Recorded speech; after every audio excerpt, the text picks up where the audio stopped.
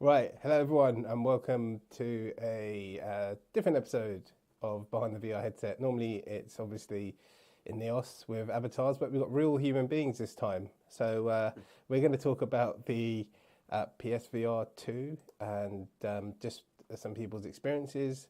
We have Tasos here. How you doing, Tasos? Hi mate, hi guys. From all the way Good, everything good? from Greece, yes. And we Yeah. got Jason. How you doing, buddy?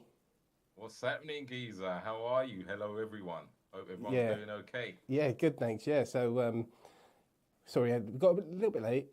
Things happen, but this is we're all good to go.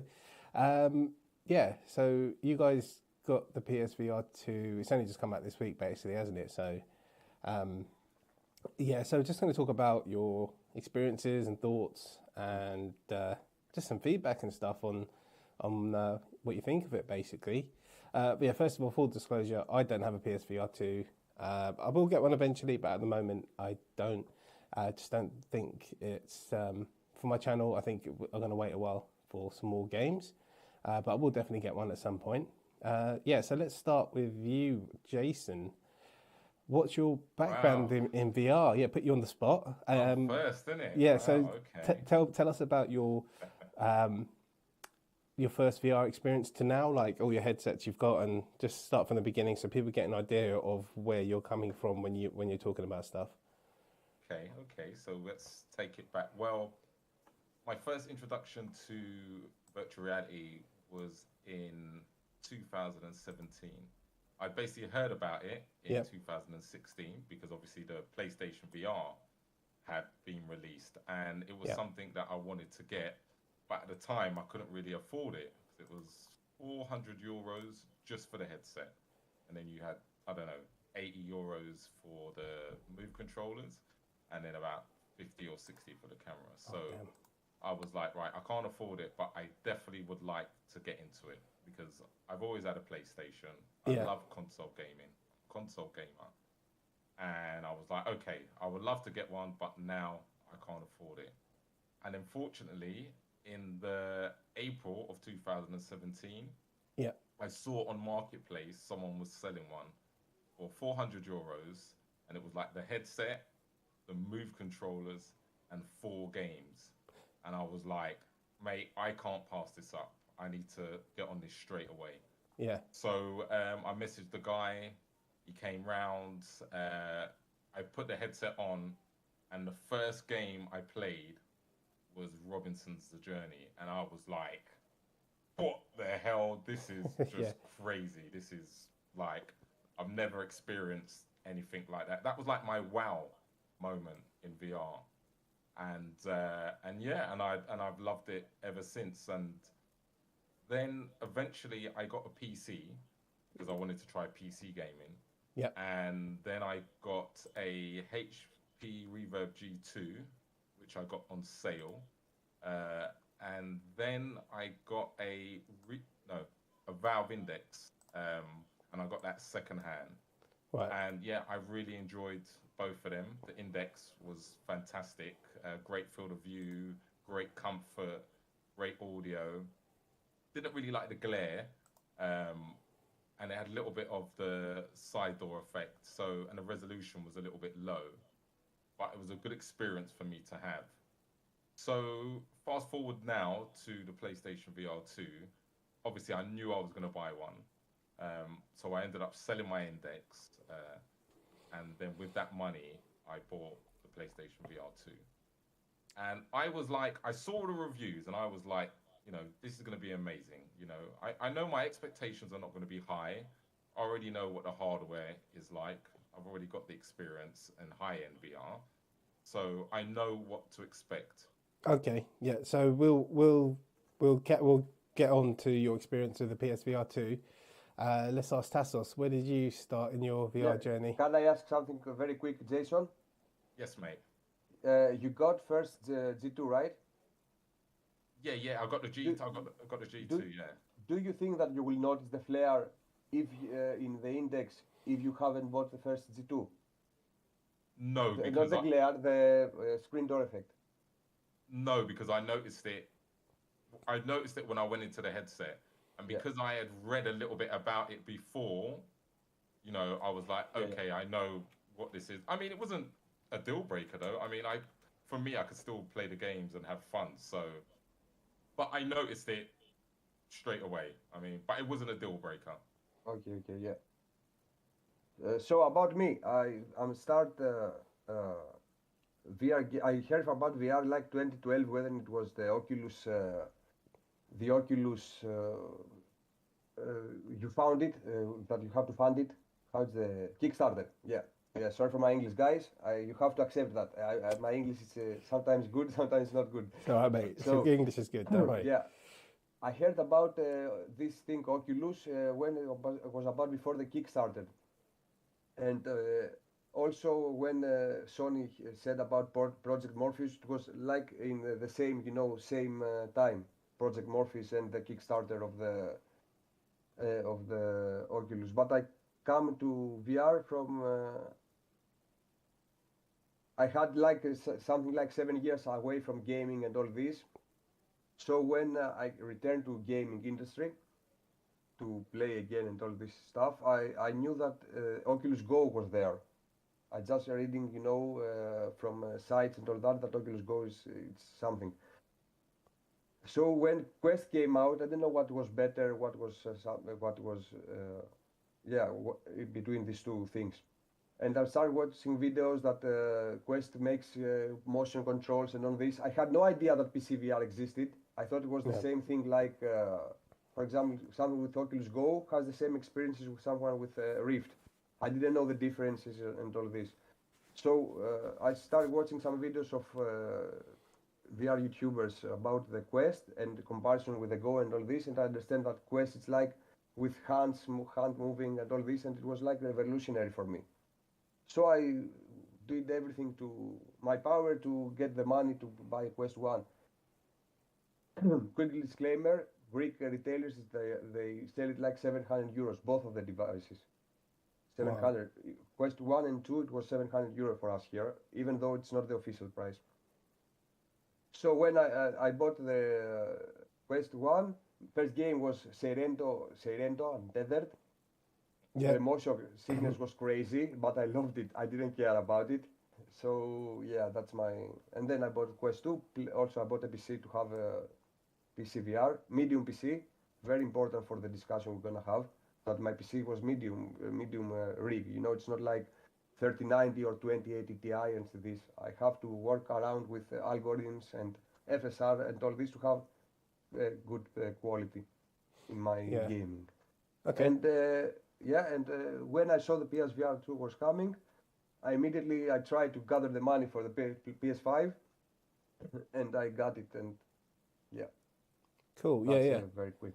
Because you both come up from a strong PlayStation background, right? So, how long have you guys, Jason? How long have you been into PlayStation? When was it the PS1 or? Well, yeah, I mean, I've always had a PlayStation 1. I've always liked gaming. I wouldn't say like I'm a huge gamer, but I've always had a console. From when I was young, I had the first Nintendo. Wow, you're old. I've always had a PlayStation, but I probably really got more into it. I would say PlayStation 3. I would say that's when I was like buying quite a few games and having my pals around, and we were playing quite a lot. Okay. But yeah, I'll say from PlayStation 3. But I've always had one on launch from PlayStation 3. 4 and 5. I've always had one on launch day. Yeah. What about you, Tasos? First time PlayStation 1 was I was always PlayStation guy. First time that I didn't know that existed, I was like 97, 96. Okay, No, I was 98. And my father made it as a gift of me. My father is like a programmer since the 80s, since his early years, He loved PCs. So I had this craziness in my family since day one. And he brought me the PlayStation. I didn't know what it was, with ISS 98. It's International Superstar Soccer. I didn't like it. I didn't like soccer. I still don't like soccer. I can play, with other people. But at the time, 8 years old, what is this? I don't care about this. But second game, Crash Bandicoot 3. if I recall it right, and Tomb Raider. We Yeah. were playing Tomb Raider with my father in the PC, so he bought it to me like this, and so I had almost all the PlayStation consoles except the previous era. Okay. All right. Yeah. Okay. I love PlayStation brand. So yeah, because thing of you both were really excited. So I've been talking to you for a while about getting Yeah. the PSVR2, and I know you worked your ass off to get it, and so it came out a couple of days ago, and skip past the setup and all that kind of stuff. What are your thoughts on the headset, Jason? Like just in general. But not with putting it on, but just the build stuff and setting it up. Like just quickly, what you think of it. Well, when I took it out the box, as you know, I filmed the unboxing video, but I filmed it in slow motion, so I couldn't post the video, but it took away all my first reactions. But my first reaction was I took the controllers out and I thought they're a lot smaller than what I imagined, because on TV they look pretty big. And then I thought, oh, they look maybe a bit too small. Maybe my thumb felt a bit weird, like my thumb felt a bit too big.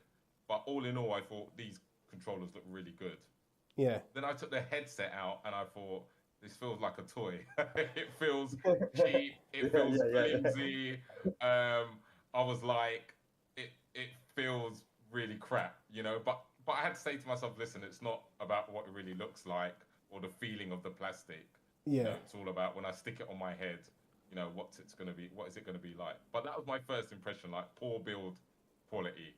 And then what do you want to know what it was like putting it on, setting it up and going through the process? No, that's fine. That's fine. What about you, Tasos? What was your first? Yeah, when my excitement, we discussed this about my excitement that was a little bit crazy about for you.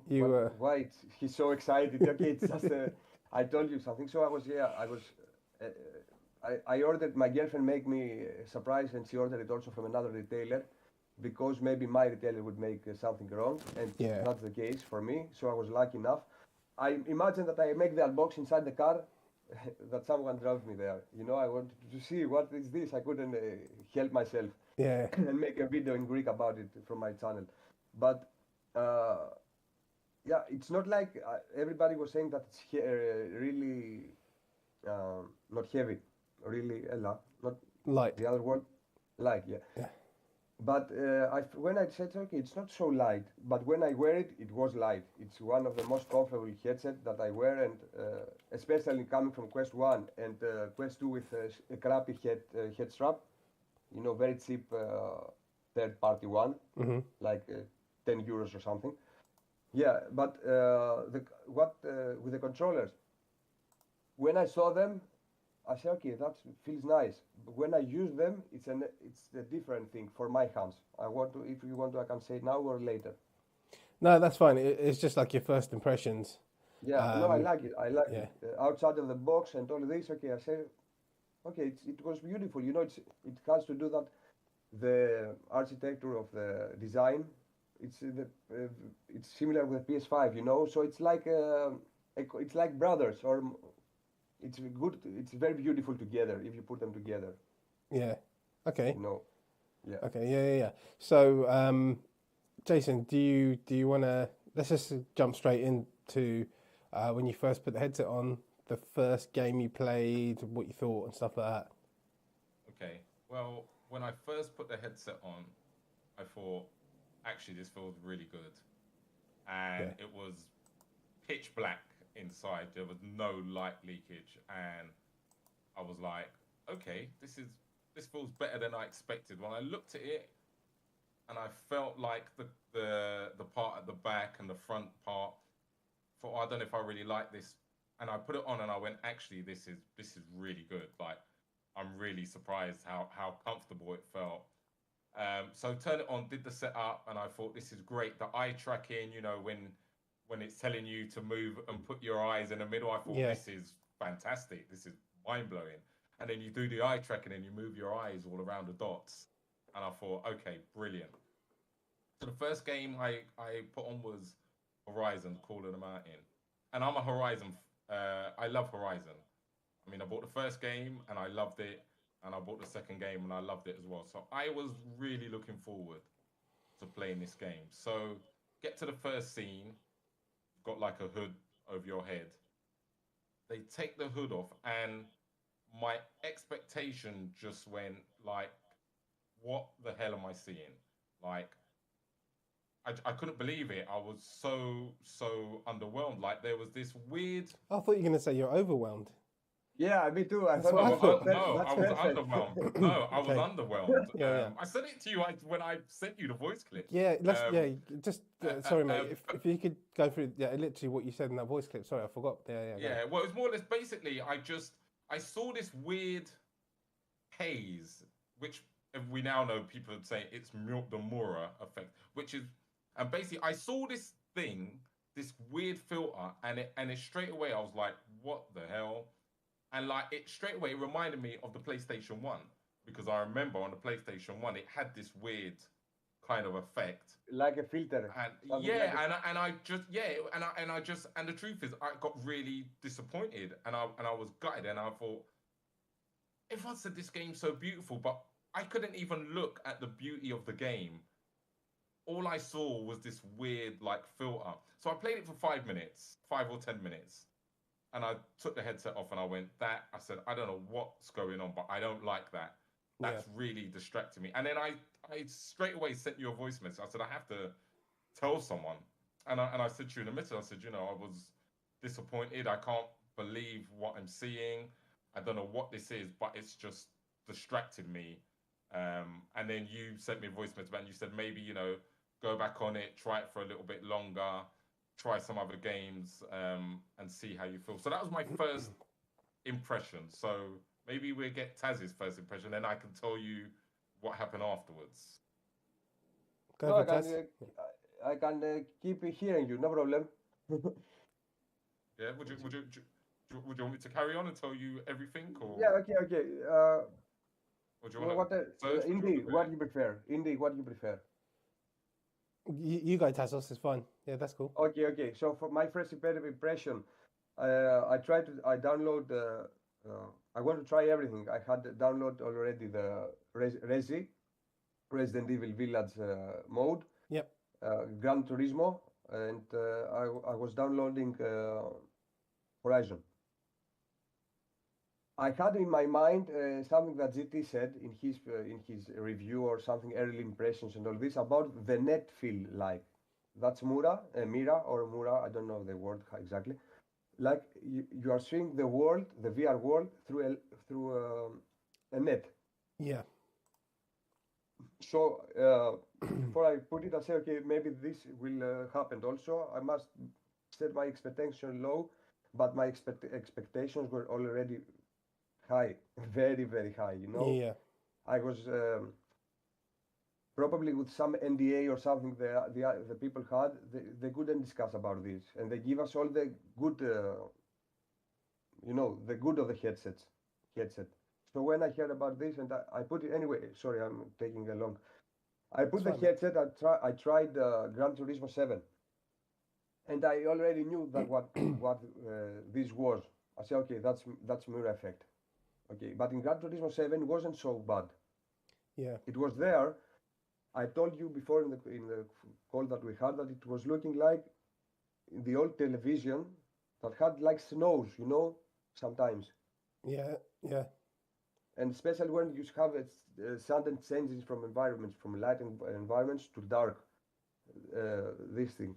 But when I tried Resident Evil Village, it was there. It was awful in the beginning, until I said, "Oh my God, why am I watching this?" It's the graphics is very beautiful. Okay, yeah. Okay, frame rate and all this maybe later. Okay, I watched also also this. I had the reprojection, but I had listened to other people that they said you have this thing because it makes the reprojection, so you have the flickering. So I was a little bit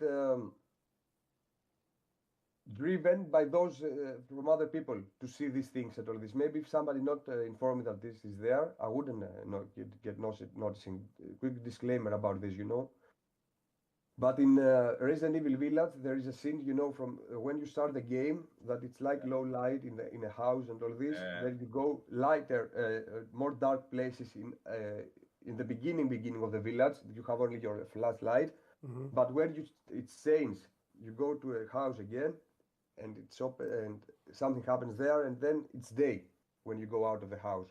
But I was so in the dark environment that I stopped noticing. When it happened from the dark environment to the very light of the day, you know, in the village and all this, it was there. It was noticeable, and I try, you know, I focus my eye to one part on the screen. I move my head, but I was watching the mirror, not behind the mirror. You know, so my conclusion at that time said somebody should have cleaned the lens with a dirt cloth. Right, so that's what Because, it felt yeah, like. because if that's the lens, okay, and you are watching through this from the other side, I think it's dirty, or the screen in front of it, you know. So Right, if you yeah. have a headset like this and your eyes here, I thought this part is dirty, or the screen here was dirty. It was, Yeah. but I get over it. Those 2 days. I will say later how. Okay. Lots of alcohol. How about you, No, no, no, Jason? no, No, I was no. joking. Plain. What about, okay, so you, Jason, so you left it where you were So Horizon. after, so obviously we spoke, Yeah, and I went, right, let me just calm down yeah. and let me jump back on. Let me see. So I went on to Kayak Mirage, Yeah. and I noticed it. Not as bad, but I could still notice it. Yeah. And then eventually I went back on to, what did I do? I went back on to Call of the Mountain. This must have been a few hours later. This was later on during the day. So this was in the evening, actually. Right. And I remember I went back in the first scene, and I was like, hold on a minute. I don't really see it. This is weird, because I saw it before and it was so prominent. Yeah. But now I can't really notice it. Am I going crazy? And you know, and then I was able to appreciate the game. I was looking at, you know, the graphics look really good. What surprised me also was when you look up and you see, like, in the distance and even just near you, all the trees, like the leaves are like blowing in the wind, and I was able to see all these small nuances that I hadn't seen before, and I really started to enjoy the experience. That's when I thought, okay, I'm enjoying the experience. The game, hey, maybe it's not as good as I thought it was going to be.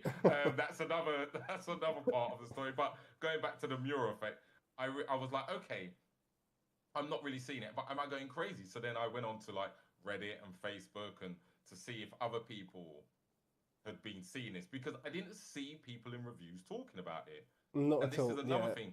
Yeah. Some people didn't um, didn't know what it was and was saying it was something else, you know. Right. So, but I'll go on to that later on. But so I did that, and then I went on to GT7, and that, you know, because I've got a rig, I've got a driving rig, and that blew my mind. I didn't see it in that, and I was just into the game, driving, just really soaking up the experience and enjoying that experience, and I thought it was great. And I was on there for like 4 hours. Yeah. And then today, I tried, after I spoke to you, I went on to Resident Evil Village.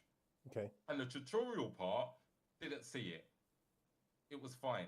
As soon as the game started, as soon as you're in that first scene where you're sitting on the floor and she's on the settee with the baby, and as soon as I looked away from her and the baby and I looked straight ahead and I looked at the kitchen area, I saw it. It was just there. like, It was boom. there. Yeah, it was just in my face, and I said, "Oh, there's me thinking I can't see it anymore." Hey, no, it's shouting at me saying, "Hey, I'm here, mate. I'm back." And I just thought, "Oh no."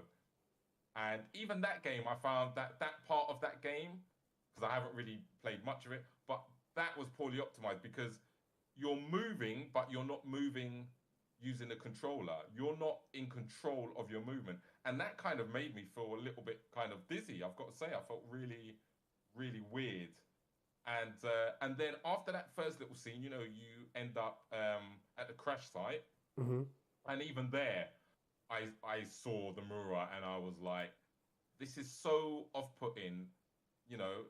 And Immersive. yeah, I knew it was going to be there, because I know people may say, oh, but your expectations were probably really high. No, they weren't. I know what my expectations were, but I just wasn't expecting to see it like that bad. And straight away, it just reminded me of the PlayStation VR1. Now, I'm not saying it looked, as in the graphics, revolution, fidelity, whatever you want to say, that it looked like the PSVR1, because no, it didn't. Of course, it didn't. But that mirror effect, I haven't seen that in the Reverb G2. I haven't seen that in the Quest 2. I hadn't even seen that in the Index, you know. So whether it was there for other people, I don't know. But personally, I hadn't seen it in those other headsets. I'd only seen it in the PSVR once. So, but that kind of made me go, bloody hell, I've seen it again. Yeah. So, but I went back to Call of the Mountain, and I didn't see it, and I had to really look hard to see. So I don't know what's going on. I don't know whether my brain in that game kind of filtered it out. Yeah. And I saw someone else on Twitter who said the exact same thing I'm telling you. Yeah, I went in the game and I saw this mirror effect. Yeah. And then later on, I tried it again, and then I couldn't really see it. I had to really look hard to see it. So I don't know. I don't know if it's my brain, if it's the game. Maybe it's based on the game, right? Maybe it's based on the scenes in the game. I don't know. Yeah. Okay. It's weird.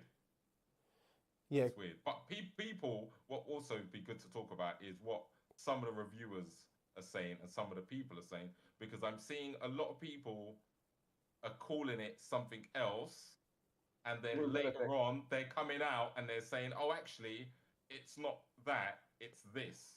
Yeah. I mean, and that's experienced VR people. You know, I've seen, like I told you, two of the biggest VR YouTubers, you know, Thrill made a Twitter post, and he didn't even say it was mirror. He was like, what is this strange kind of filter I'm seeing? Yeah. And then later on, he edited his post and said, oh, it's Miura.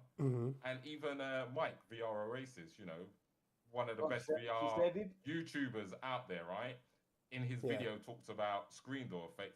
And then in a tweet today, someone was asking him something, and he said, oh, well, I called it screen door effect, but actually it was Miura. So, I mean, if two of the biggest VR YouTubers kind of didn't even say what it was, kind of, or maybe, I'm not saying they didn't know what it, well, they didn't know what it was, because one said, oh, this fuzzy kind of layer, and the other said it's screen door effect, then what is everybody else thinking? You know, maybe some people don't realize what it is. So, I mean, it's weird, and it's a weird conversation. That's why I suppose we're talking today, right? Yeah, there's a lot of confusion, because obviously I don't know one, but from talking to you from release day, I've been Googling a lot and researching and looking at what Mura is and all that kind of stuff. And just every day, there's just more and more people talking about it. And so if people who reviewed it saying it was screen door effect, and people thought, oh, okay, that's normal, kind of acceptable, but then it turns out to be Mura. I think that's why I've seen a lot of people who've watched reviews. It's not the reviewer's fault. And then they're like, I was expecting a bit of screen door. What it is. Yeah, and this is what we get, and we got Mura, and there's a lot of people that aren't happy out there. What about you Tasos, with regards to like Resident Evil and that kind of stuff? Yeah, in the beginning, okay, I had the same experience. This I was thinking that it was exactly the same experience for when Jason started speaking. Regarding to Resident Evil 8, I think it got me so immersed by the first boss fight that I stopped noticing it was there, but I didn't care about it, you know? Yeah. And for people that they are newcomers in VR, that's not a problem, you know? They will say, okay, that's like VR. For us, that we have like 2 and 3 headsets, each of us, we have seen something different. So for people that they are newcomers, I don't think they will be so much. Exactly. Yeah. The thing that, yeah, it got me so immersed that I stopped noticing. I knew that it was there, but I didn't. It didn't mind me.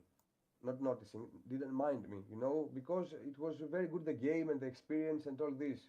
So I say, okay, if that's for now, the compromise we have to do to have a good quality software, because we don't have games. We have all roguelites. Not offense to any developer or something. Thank for the work they are doing, because they are filling the gaps, the indie Yeah. devs. But we don't have AAA games, in VR. So we can say that we stayed 8 hours in a game, not, straightforward, but, we have 12 hours gameplay, and we have a story, gameplay, environments, and all this. We don't have this. Yeah. So if that's the compromise for now, for the next years, to be better, and a lot more companies create better experiences, then I'm willing to do it, and I don't get mad. I get sad about it. I said also this to Mac, that I'm sad that that I have this experience with the Mira or whatever effect. But in the end, I'm very happy that I can play, some of the best games, like for even in the PlayStation State of Play yesterday. If you saw the titles there, it's not bad. They are beautiful titles, especially the End Dreams one and the last game they saw, I believe, it was something to do with Isaac Asimov, like space exploration with story and choices. Yeah, I remember it's like a sci-fi game. Yeah. Yeah, sci-fi game. And I said, okay, maybe that's also on PC, but I'm seeing on PSVR2, Yeah. So if that's the case, I'm really willing to do that compromise. But what I have to do with more effect and all this, you're start noticing when you have good content, games and all this stuff. It's full immersion breaker in some circumstances, as Jason said, because you are watching through a net. But for newcomers, don't get afraid about this. Really, try it. If you don't play VR, it's an awesome device. The power of PS5, even if it's not like 3090, or it can do in comparison with 3090 30% better for some games like Pavlov, it will be so well optimized, the game, even if it's frame rate a bit less or a bit flickering, and you have the reprojection. You will be sure for 7 years from now you have some content to play, to enjoy VR and all this. I was very disappointed about it, but in the end, I can't stop noticing it. It's there. Don't get me wrong, it's there. But I stopped noticing, because the software helped me to do that. You hit a good point. I was going to say, so you hit a really good point though about like games, and being immersed in the game.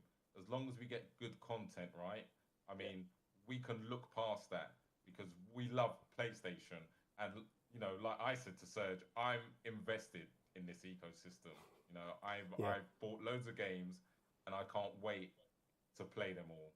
And though the Mura effect is disheartening and it bugs me out a bit, I think, like you said, if you're new to VR, you're going to have an amazing time, right? The PSVR2 is going to blow your mind. You're going to be like, I've never seen anything like that. And the good thing is, though, I've said that I personally, with the library, because I've already got, a PCVR headset, a lot of the games, maybe I have them already and I've had to buy them again. So that's been an extra expense. But if you're someone who's new to VR, you don't have PCVR, you're not going to have all these games, then the lineup is pretty good because basically it's got everything for everyone, right? All types of game. Sorry, it's the best in every console launch. No console all these years had 30 or 40 games to start with. For someone that's newcomer, okay. Yeah, I mean, what you guys were saying about if you're like new to VR, then we're not saying not to get the PSVR2, the PS5, and that kind of stuff. I think where you guys are coming from is because you're experienced in VR for multiple headsets, and but overall, if you were to sum it up, Like, if you were to review the PSVR2, Jason, what would you say? How would you sum it up? Someone asked you if it was worth getting. Yeah, but that's a hard question because it's going to be different for everyone, right? Yeah. I mean, if someone comes to me, you know, and they've got a PS5 already, and you know they've got the disposable income because it's not cheap. You see, it's cheap in the sense of the price for VR headsets, right?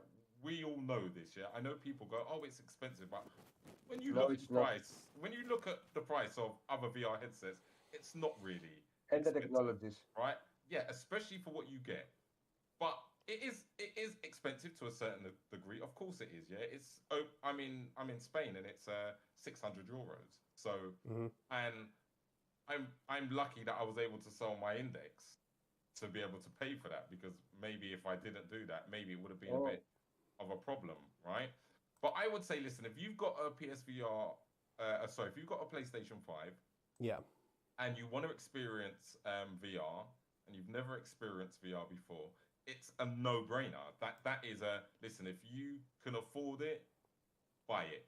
You're gonna have an amazing experience. There's no doubt about it in my mind. Someone like you, because I told you when we spoke, I said if I was you, I wouldn't rush out and go and buy it. Yeah. You know, basically, we talked about what games you might be interested in, and I said, you know what? If I was you, just wait.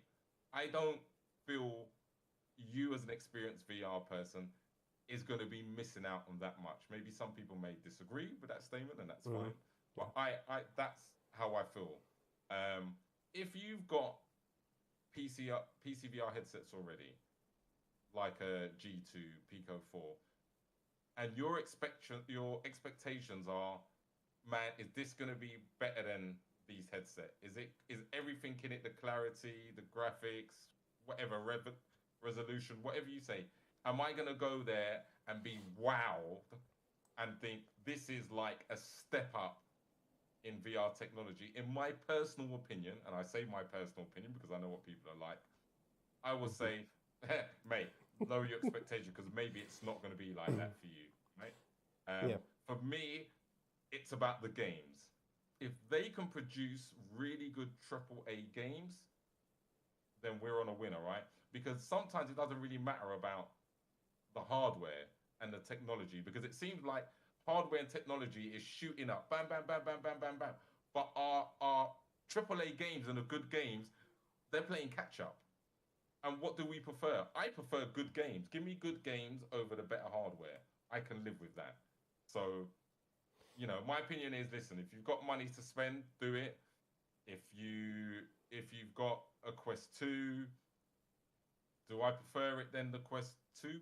Yeah, I personally prefer it. But if you've got a Quest 2, maybe there's no need to run out and go and buy one. That's my opinion. But I'm not saying it's a bad headset. I'm saying it's a good headset.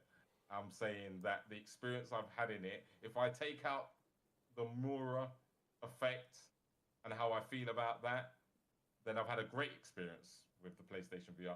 Call of the Mountain, it's an okay game, but there's too much climbing for my liking. So yeah, I mean, a lot of people have said that. Right now, GT7, I've got to say, that's the game for me, and that's hooked me. But yeah, I think it's a hard decision to make if you've got other PC VR headsets. If you've got if you've got the PSVR1, that's another no-brainer.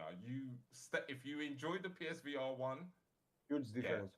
Get the PSVR2, because you're gonna go, okay, yeah, it's gonna blow your mind. Yeah, it just depends what headset you're coming from, right? This is gonna make a difference. But I say that, but I see people who have had all the headsets and they say PSVR2 is amazing and it's the best headset, better than the other ones I've tried. So it's going to boil down to personal opinion, right? And what people prefer. It's what I said. We were talking about earlier with Taz, and I said, it's what do you want out of a headset? Resolution, what do you want? Comfort, what do you want? Audio, does it depend on the type of hardware that's in it? What do you want out of your headset? Is there a best headset? Because I had this conversation with someone recently, and I said, there is no best headset, because all these different headsets, they all have things that we all love about VR, Yeah. but they all have things we don't love about Yeah, VR, even the Viro, you know, it's right? like 3,000 euros, but perfect. Yeah, but the Viro Aero, not the Aero, the expensive one, XR3. XR3, yeah. Yeah, okay, it's perfect. You can have Phantom, how Thrills called it, Phantom Sense, because it's so real, the AR, but it's Yeah. like 5,000 euros and 1,000 euro per year. I don't know, maybe I'm mistaken, for service. Is And it? Yeah, for yeah, yeah, yeah. You've got to pay. It's a very expensive. So it's a hard kind of toss up, right? You know, what can you afford? What is more important to you when you put that VR headset on? What are you looking for? What do you want to get out of having a VR headset? But I personally feel that it's always going to boil down for me the games. If you give me, that's why I'm really hoping that PlayStation, when they come out with these exclusive VR games, they just start blowing it out of the water. Because once people see how good these games are going to be, it's going to get more people into VR, right? Because even the VR enthusiasts, they always talk about, it's about the games, right?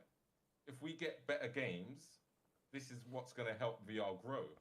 Hardware is great. The Quest 2 done amazing things for VR. But if I wear my Quest 2 is sitting over there, I never play it.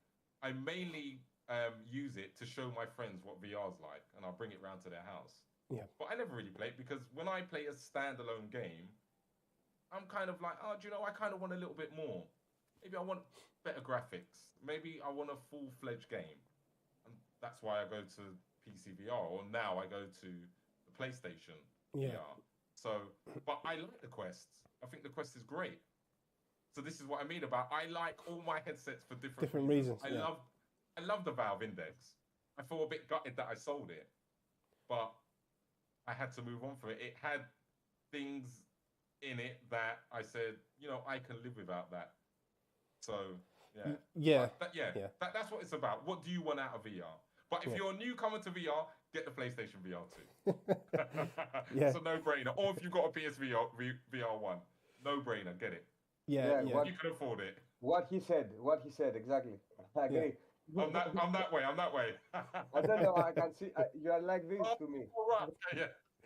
Yeah. So I bought a PS5 9 months ago or something like that, which is for the upcoming PSVR2, and then I changed my channel direction to indie games, and I ended up selling my PS5 and getting a Quest 2, which I'm not going to lie, I hardly use it. I only use it when I'm streaming Quest exclusives, or on the odd occasion where Steam VR and the developers only programmed it for Quest 2. Apart from that, it's always the Index. I did buy a Pico like a month ago, and great lenses and everything like that. It's really light, and so I had 2 weeks where I was just using Pico exclusively with virtual desktop and stuff, and then a game came up and it didn't run. It ran, but like the distance was blurry, and it was a long range sniping game in VR, and you needed to have that distance. And virtual desktop didn't work on the Quest 2, Airlink, and the same thing with the Pico, even wide in. You couldn't get that distance, so I stuck the Index on, and I was like, first thing I was like, oh, okay, this is a lot heavier, but then I heard the audio and the comfort and stuff like that, and I was like, it made me think, wow, the audio makes a big difference, and I don't want to spend loads of money upgrading my Quest 2 with all this audio solutions and all these straps and that. I don't see the point, because I don't use it that much. But what happened, basically, long story short, I ended up keeping my Index. It was on eBay, and people were offering money for it, but I kept it because throughout the 4 weeks I had the Pico as well, it was like games wouldn't look right with virtual desktop all wide in, and I was like, do you know what are you doing? Like, for me, who tests a lot of games and streams all the time, I need plug and play, quick time. I don't need to play around with VD settings. So I was actually going to sell my Index, have the Pico as my replacement PCVR, and then get the PS5 and all that kind of stuff. And a lot of my community were like, "Oh, you shouldn't do it." And then some people were like, "Yeah, it'll be great." And to be honest, from what you guys are telling me, and we already discussed this anyway, and it was like there wasn't enough for me in my channel basically. Like I would play Horizon, maybe Resident Evil, and then it would just gather dust. And that's just the truth from my side, because I rarely play VR for like myself. If I do it, it's like testing or streaming. Like I literally hardly ever sit down and be like, all right, I'm going to play a game just me, with no one else about. But I'm going to, even with everything that's going on with it, like the mural and that stuff, I will get a PS5 because I know it will the PSVR2, because I know it will have the good games. Eventually, everything will start coming out. It's just come out, and I think maybe with some software updates as well. And then if you get the PS5 Pro or the PS or whatever moving forward, I think some of the problems can be eradicated with regards to the visual. Can I ask you a quick question? Yeah. If you wasn't a streamer and you didn't have a YouTube channel, right, would your decision about not selling the Index VR and keeping the Pico 4, would your decision still be what you've just said right now? If you were playing VR for fun, right, forget about the YouTube, you were just playing VR for fun, and you had the Pico 4 and you had the Valve Index, what would you choose? If I wasn't streaming, I mean, it wouldn't. If you wasn't doing YouTube, and you're just the average consumer, someone who loves VR, you love to play VR, you like to play the games, nothing to do with YouTube. Yeah. So if you were me, what would your or me more or less? What would your decision be? Because I'm hearing what your decision to keep the Index was based on. But if we take that out of the equation, what would you have done? I honestly think if it wasn't for the content creation and like obviously testing all these games and having stuff needed to work straight away, I probably would have lived with the trade-off and got the PS5 and the PSVR2. No, sorry. The Pico 4. I'm talking about. Sorry. So would I have kept the Pico 4 and sold the Index? You're asking? Yes. Yeah. Because I want to try and figure out what is important to you. In VR, forgetting about the YouTube stuff. Just how I just talked about, headsets are always going to depend on what's important for you as an individual. I mean, honestly, for you personally, what would it be? I probably would have kept the Pico, and I would have got the sold the Index. Only saying that because it gives you access to a whole other library of games. Obviously, there's not a lot of exclusive at the moment, but there will be. So I think I would have probably sold the Index, got the PS5, but because of the situation, obviously with the channel and needing to have plug and play and not play around with all this stuff, that's probably what I've done, to be honest. Normally, I'm the first person like you to get stuff on day one. That's what I normally do.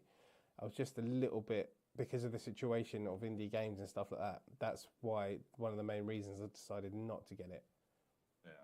Yeah. And what do you think of the Pico 4? I think it's really good. The lenses, it's light. It's got a little fan inside it. It's a really good. It is a really good headset. Just so no fogging up. No, because there's a fan inside it. Yeah. And there's just no exclusives. There was one, that Survival Nation, and that wasn't exclusive for that long. So it's and I've got the Quest 2. So it's just like, bit of a no-brainer. So I got rid of the Pico, and I was like, I just need stuff that works straight away.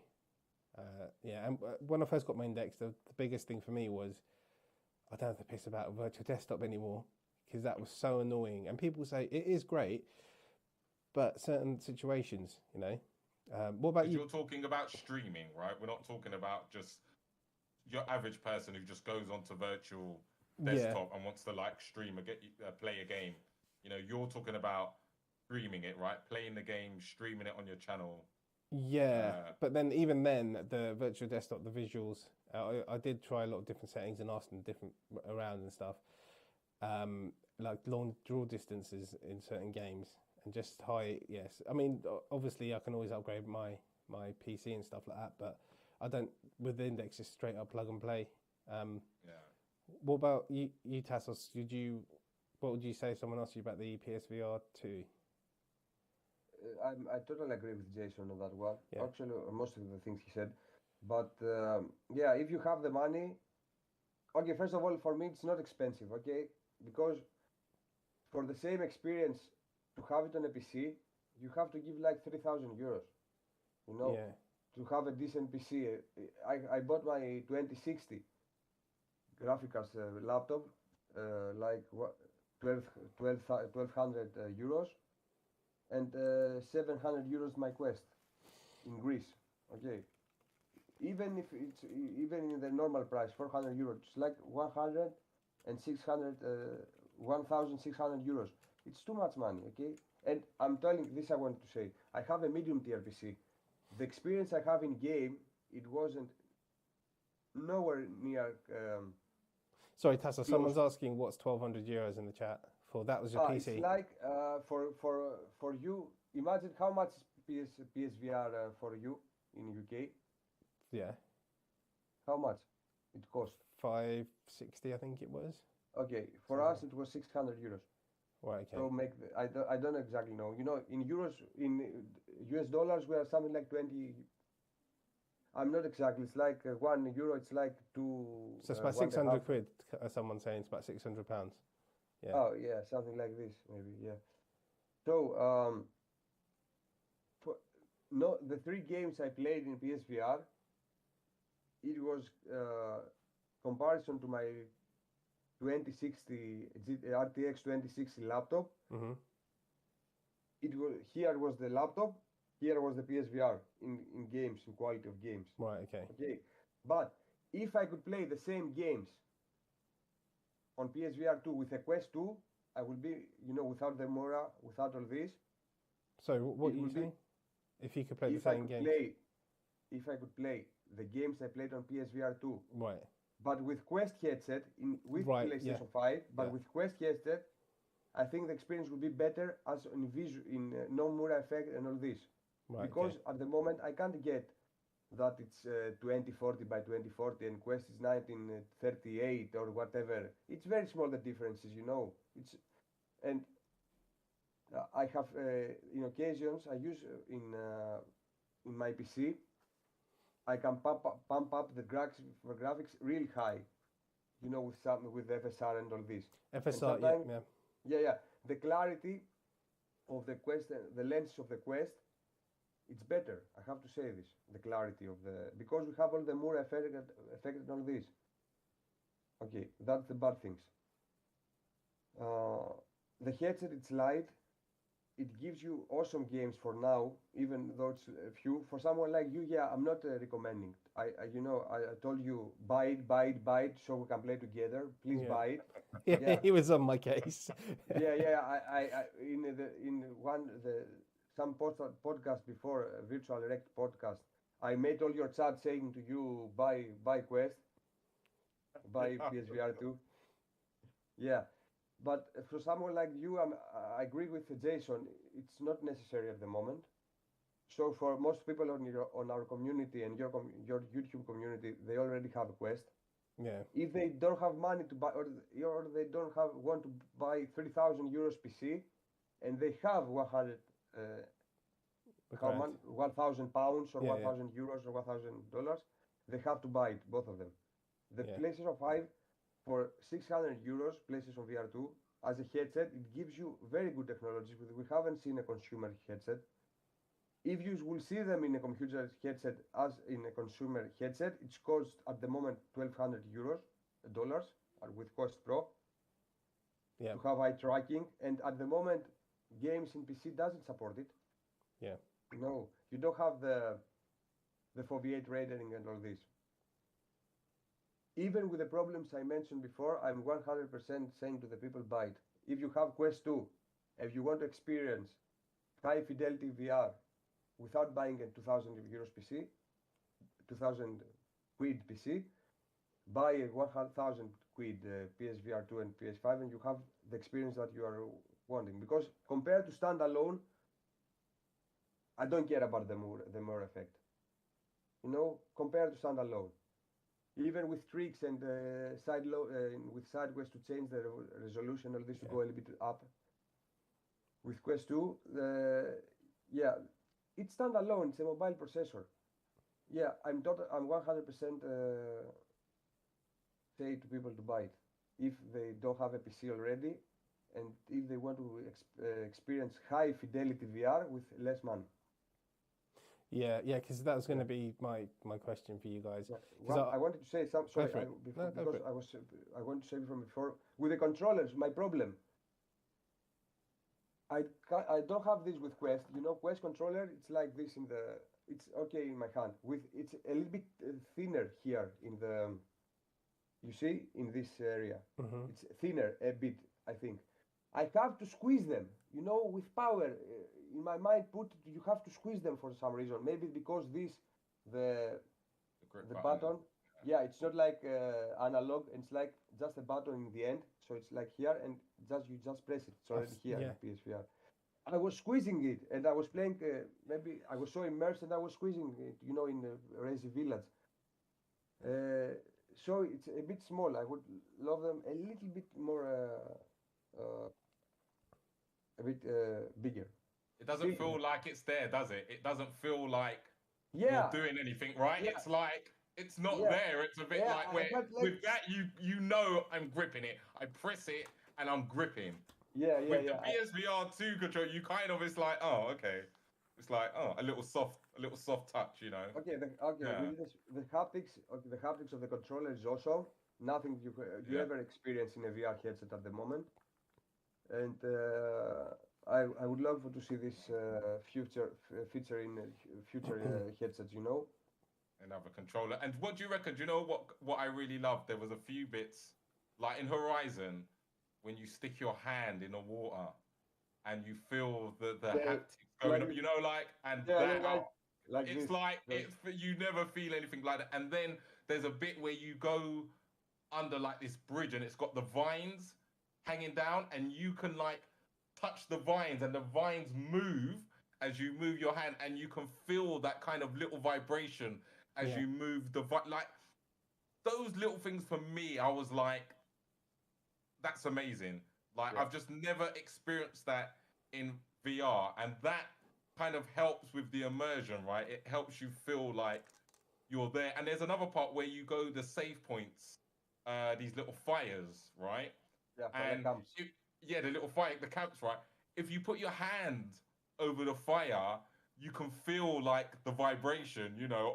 It's like you can feel the heat. The fire coming from the fire. Like here. Yeah, you can feel like the controllers. They vibrate. You know, you feel the vibration, and it kind of just reminds me of like, it's like you're feeling heat. Obviously, you don't feel the heat, but it's like feeling heat when you put your hands over the fire. Like, there's so many little things they can do in these games to make it so immersive with the haptics and the vibration in these controllers. It's something really special. It's special. I'm going to say something with the haptics again. In Horizon, you make the ball like this. With what I heard, I believe that the ball will have, you know, the trigger will have like a tension or something. No, it doesn't, does it? No, that's not the case. But instead, when you make like this, you feel your hair. You know, you make like. Yeah. Like din din din din din din. Something. It's like you feel it like this. Yeah. But the headset haptics, we haven't spoke about the headset haptics. Okay. You go in a okay. I forgot it in the beginning. I play GT7. You pump to a car and you feel it, but you pump in the right side. You feel it in your right side. You pump in the left side. You feel it on the left side. So the one motor they have, it spread the sensation wherever in game happens something. But the place I really enjoyed was 2 times in the Resident Evil Village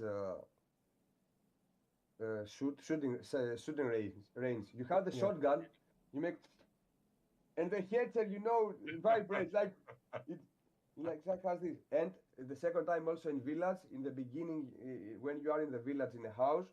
Sorry for spoilers. It's like 10 minutes in the game, so spare me. You go inside the house, and some Lycan moves above you in the house, and the ceiling goes like this, and you feel it like. Oh wow! Oh wow! Oh, I Yeah, haven't yeah, been there yet, but that sounds great.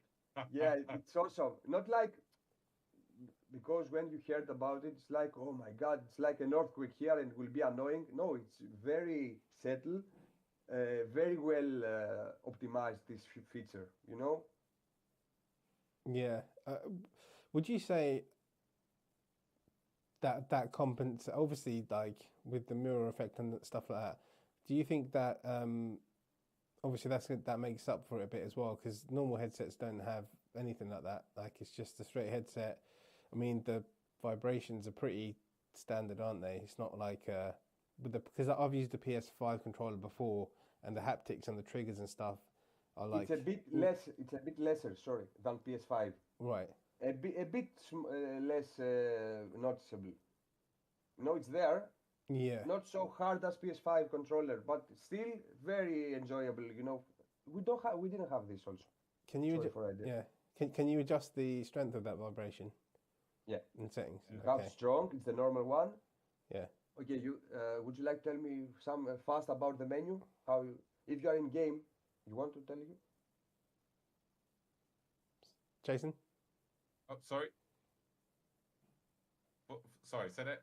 Do you want? Sorry. No. No, yeah. Okay. When you press the PS button in the Sense controller, Yeah. it's opening you the dashboard of PS5 like normal, and you have the Yeah, option. like the normal option. Yeah. Yeah, it has a new option that it's like quick settings on PSVR2. You can change the visibility and all this stuff. I forgot what you asked. What you ask? No, it's just about the haptics, mate. I was just asking about the haptics. Yeah. Yeah. It has also, you can put it like in dual sense, strong. That's Yeah. the normal one. Everything is on high. The normal setting it's on high. Less and very low and off completely, because like 4 hours. I had to charge them 2 times when I when first came. Yeah. But the good thing is, I don't know where's my head. Where as you call them, winner. As you call them, it's like this. Okay, imagine this is the PSVR controller. It's like here the Type C. Okay. Yeah. So if you plug the charger and it's long cable, it's not like it falls down and it pulls you down. It's going like this, and it's very comfortable. For example, if you want to play sit down and charge them, and you have 2 cables, I have my power bank. I put 2 cables on my power bank, like this. I can make full move. It's like 2 meters each. It's not so I can charge and play. But I feel like I sent this to. If you saw the picture I sent to Discord, I feel like Neo in the Matrix, in the last scene that has all the cables here to drive to go to the Matrix. That's exactly the case. But you don't have the charger then. You don't have the controller charger, Taz. Docking station. I order it, but I say okay, it's 50 euro with no reason at the moment. Yeah. Nah, yeah. Do you know what I would say though? They charge the controllers pretty quick. Yeah. They are, because I've got one and they don't take that long. But I think sorry, Indy, you wanted to say, does the features of the controller basically make seeing the Mura? Yeah. As in it, does that kind of satisfy us?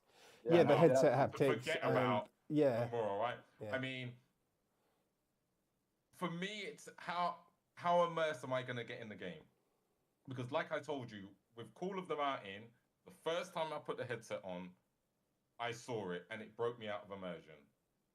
Later, when I went back into the same game, I didn't see it. And I was immersed, and I was able to look around the environment and look at the draw distances and go, wow, this does look really good. You know, they've done a good job, and I was able to appreciate all the little nuances, all the way all the plants move in the wind. If I can get into a game and be immersed, then it's not going to bother me. But like I just told you, at the beginning of Resident Evil, I saw it straight away and it broke me out of immersion. But then I played GT7 and I didn't see it. So It is right now, it seems to me like it's going to depend on the games I play and the type of scenes that are in the game. Yeah. So, yeah, I mean, listen, I'm not gonna lie, I was disappointed. This is the truth. I can't hide that. I was disappointed. How do I feel now? I feel like I'm still glad I've got the PSVR2, and I still feel it's a good headset. The haptics do help. If I'm immersed in the game, it just seems like I don't notice it, you know. But then it also depends on the scene. So it's a hard question to answer.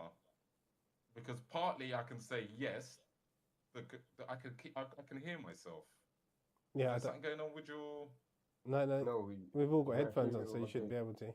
Has someone got a TV on or something? No. Oh, all right. So yes, having the haptics in the controllers and what they do, depending on the game you play, does help with the immersion and does help me stay in that world and help me kind of forget about seeing the Mura effect. Yeah. But Okay. then, like I just said, maybe I could jump into a scene and it hits me in the face. Yeah, exactly. And I go, That's exactly the case. It's make like, yeah, and it's there. it's there, and it's like, and it kind of puts me a bit on the downer, and I'm like, oh, you're joking. Like I'm just I'm just getting over it, and now you hit me again. So what I really want to know is, because I told you, right, I've been reading up about it and reading up on comments, and I've seen some people say, oh, I don't have any mirror, but it's inherent in the headset. So how can people not have it, right? Yeah. Yeah. My Definitely. kind of feeling is maybe some of us are more sensitive than others. And some of us can really, when we see it, and some people maybe they don't see it like us. It doesn't mean that they don't have it. But from what I've read and from the amount of people who have talked about it, I would say a lot of people have got it. A lot of people. And my pal in Australia, I messaged him today and I said, oh, we were talking. I said, oh, I see you got the PSVR2. I said, did you notice this? And he said, yeah, I saw it as well. I didn't really know what it was, though. So, also, like I say, a lot of people are kind of misdiagnosing what it is, you know, because I said to you, I've watched a lot of reviews and no one talks about it. And I only saw two people talk about it. MRTV, Sebastian, and he kind of brushed over it in his review. He didn't really make much of it.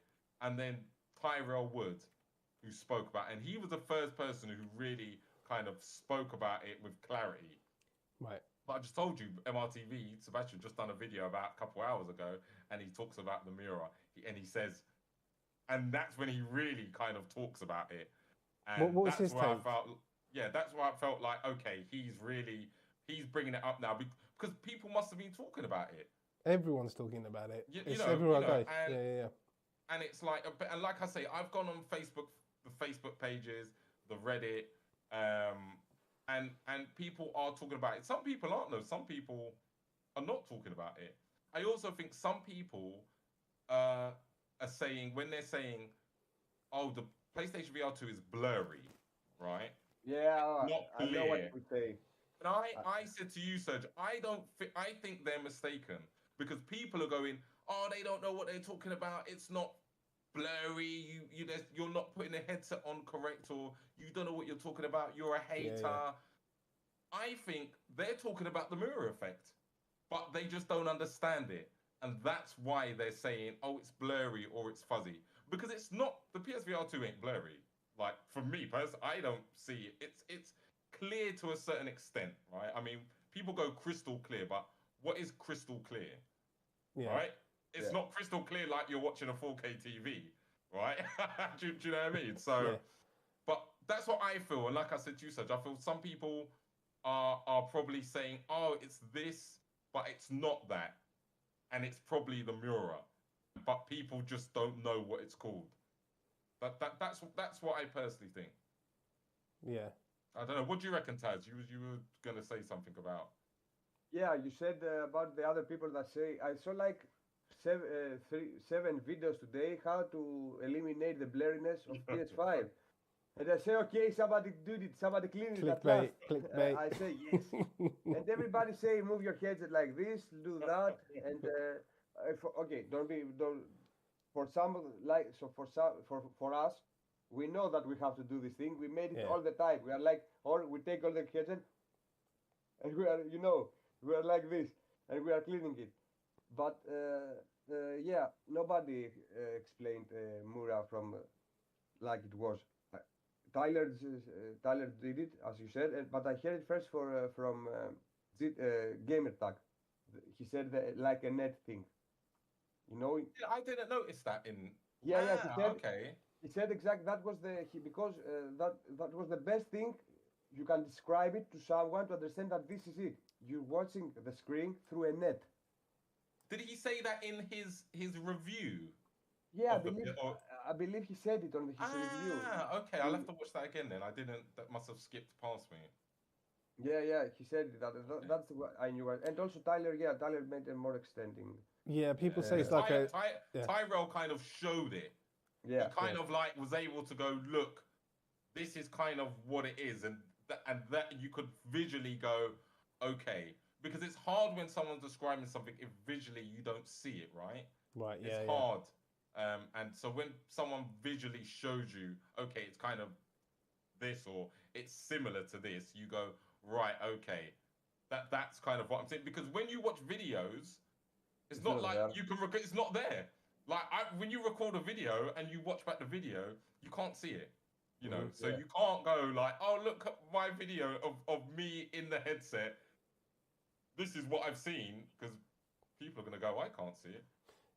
So it's you can't record it. It's not something you can record. What's also like a problem with this thing that you cannot explain it or something.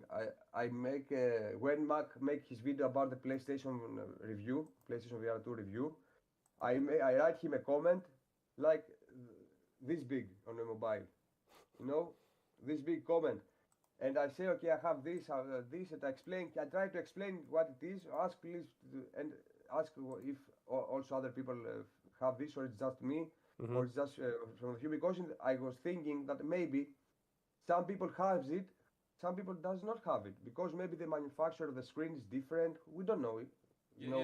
On the supply chains, what happens. Also with Quest Pro. Some people have better screen and some people they don't. So they have to use two headsets to see that. Have you heard this? I've never heard that one. They changed. They had like two manufacturers. I think it was Quest Pro. I don't think it was or Quest Pro or Pico 4, the new one. Is it in two different lens manufacturers? Or lens or screen. So okay, right, okay. Yeah. So I say maybe that's the problem, and I really hope that's the case, because some people will not experience it, Yeah. Because I don't want someone to pass VR because they will think that that's VR. Because if you take away the Mura effect, VR is awesome. Yeah. Yeah. And it's hard with the first impressions, right? What they say, it's like when they talk about motion sickness. If you give someone a game that's like, for example, like a roller coaster or something like that, and that's their first experience in VR, and they get motion sickness, maybe they're never going to want to go back to VR again. My stepmother fell down because I put her in the headset and I say, this is a Rich's plank experience. Try to walk in the wood. And my stepmother fell down in real life. It sounds like he did it on purpose. I didn't want to. I'm trying to hold it in. I mean, you just think of this old lady, like trying along, and she falls, and she said to me, first my father went inside the experience and he said, "No, I'm done working this. Ella, please do it. It's just a game. No, I don't want to." She gave it to my stepmother, and my stepmother said, "What will happen if I jump from the?" I said, "I don't know. I really didn't know." I said, "I don't know. Try it." And she did it. She say, "Okay." She make like this, hop, and she start falling in the headset. And when she stopped in the headset to falling, she hit the ground in the headset. She continued in real life to fall down. Her legs make like this, you know. Jesus. Yeah. Anyway, I wanted to say that and somebody sent me. I sent like a huge message to Mark about the Mura effect and to discuss it somewhere. And some guy, okay, I don't want to. He said to me, it's called the Mura effect. No, it's not. You know, this you said before that some people confuse what it is with what they are saying it is and all this. Yeah. Yeah, there is a lot of confusion about what Yeah, it is. but Because I said I looked at something that was Mura. I said to you, innit? And I was like, if I would describe that as Mura, I don't know. That seems to be the consensus what people are saying. But to me, like this Mura, what I was looking at, like it's weird because remember I showed you the picture of the PSVR 1 of the guy who made a thread, and I said, okay, it looks similar to that, and he called it Mura. But then I've seen other people say it's like smudge. It's like a smudge over the screen. Some people say it's like it's like a cheese, you know, like a cheesecloth over the lens. Like I more look at it like what you said, what Game Attack said, like a net, like a dotted net, basically, like over the script. Like I look at it like film grain, innit? When you go to the cinema and you watch a movie, film grain, yeah. And you know, not a digital movie, there's obviously. No. Like It's that film grain to me. That's my impression of it. So, you know, but I mean, it's a weird subject, and it's strange that now you see when we had all the reviews out, not many reviewers talked about it, right? And what you're noticing now is in the hands of all the consumers, lots of people are talking about it, right? So this is why I say it's because some people go, oh, it might be a bad batch. And I'm like, okay, it could be, but I don't know. The amount of people talking about it. And like I said, I just spoke to my mate in Australia. He's got it. You're in Greece. I'm in Spain. People in the UK have got it. People in the USA have got it. You know, so it's not like... Everybody got it. Yeah, it's not like, oh, one place specifically, or it's like people around the world are talking about this. So, I mean... Yeah, Weebs explained it very well, you know, because PD said something in his podcast. Can you read it? Is it what, in the chat? Yeah, Weeble says, PD streaming, he said, I just talking about Mura, he said he only sees it on Resi 8 in dark areas, but goes away if you put your torch on. That's true. Yes. Okay. Yeah, that's also true. Yeah. Yeah, but even Max said he saw something in Resident Evil 7. That's what I think. That scene at the beginning, you really see it, because even like I told you, I'd seen it in Call of the Mountain, but then I didn't see it in that Resident Evil one. I've gone back and it's still there. That hasn't like left. You know, that is like that's in my face, mate. Yeah. So. Yeah. I mean, yeah, so that's interesting. That's interesting what Weeble's saying. Yeah, and that's what PD said, Paradise the Cave said that to him. Yeah, and there's like, so screen door effect is kind of like having a cheesecloth as well, like a effect, because it's like pixels and there's gaps between the pixels. And the snowy kind of film grain effect is, I think that's what the Mura is. Yeah, something like this. That is the best thing I heard to explain it, you know? Yeah, I said to use snow in the call we have before. He said you said that. But I wonder, are there people in the chat who have got a PSVR 2 who've experienced this? I wonder. I don't know. I haven't been reading the chat, so I'll be interested to hear. Or even on your Discord, even on your Discord search, I'll be interested to see how many people who have the PSVR 2 and what's their experience. To be honest, nobody in my Discord has actually said they've got a PSVR 2. Like, not one person. Okay. Just Tasos and obviously Mac and Power On, like the usual guys that everybody knows. Yeah. But nobody in my Discord has actually said they're getting the PSVR2 or they've got it. Okay. So it's because I think people feel let down because in the reviews, this is what I'm reading, in the reviews, Okay. it was just called whatever it is called, screen door or whatever the terminology was. And now I'm seeing a lot of people saying, I wish I never bought it because this wasn't, this isn't what I was expecting with the you know, what's going on. No, that's not the case for me. Yeah, well, No. yeah. But there's a lot of people because I've been normally I wouldn't really look into it, but because you guys were telling me about the issues you are having, I've been just looking around different forums and stuff like that. It's a tough one. It is a tough one, and hopefully with some software, or some updates and stuff like that. I don't know. I'm not very technical, wizardry and all that kind of stuff. So I don't know if that can be changing software. I've heard people say that, but I don't. yeah, No, Because it's not, guys. if Hardware. it's already ingrained in Yeah. that technology, if it's hardware, if it's a hardware, it's a hardware issue, thing. Yeah. then how you can't change it with software. But I also, sorry, just going back to people who are saying what you just said, there's also not just that, but I'm also noticing that we're getting people who are new to VR, and what's happened is they've watched all the reviews and they've heard people talk, it's crystal clear, it's this and that. And unfortunately, their expectation is so high that when they hear that word crystal clear, they're thinking, I'm going to go into the headset and it's going to look like my 4K TV. Yeah. I was watching a stream. I was watching a Lincoln. Can I disagree with you on the last part? Sorry? Can I disagree with you in the last part, real quick? Okay, but I'll just finish Okay, quickly. sure, yeah. That some people were thinking it's going to be like, a 4K TV. Now, obviously, we know it's never going to be that crystal clear, right? Yeah. I was watching a stream, and I say this as well because I've read people talk about this, and I watched a stream today with Lincoln Clay, right? And he was on Pavlov, and he was in this group, and they had just finished the match, and one of the guys was saying, do you know, I was told that PSVR2 was like crystal clear, that virtual reality is crystal clear, but it doesn't look anything like my 4K TV.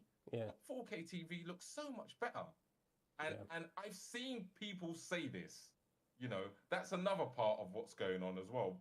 I know we're talking about Mura and stuff, but I'm also bringing in people's expectations of some people who have never really tried VR, and basically they're thinking, I'm going into this headset and I'm going to be seeing like what I see when I play my my PlayStation 5 on my 4K OLED TV. It's going to be crystal clear. And I think that's a misinterpretation that some people are seeing as well. So, but yeah, go on, Taz. Sorry, I didn't know that you will continue on this topic.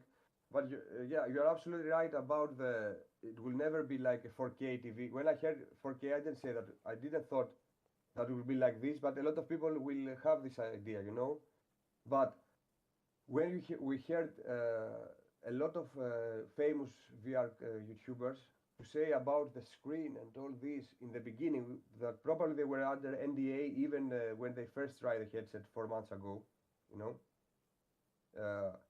and they say it's more for me, for example, people that they already have used headset was about to think that, okay, it's crystal clear. This guy that knows about it said it, so it will be better than my Quest 2. That was not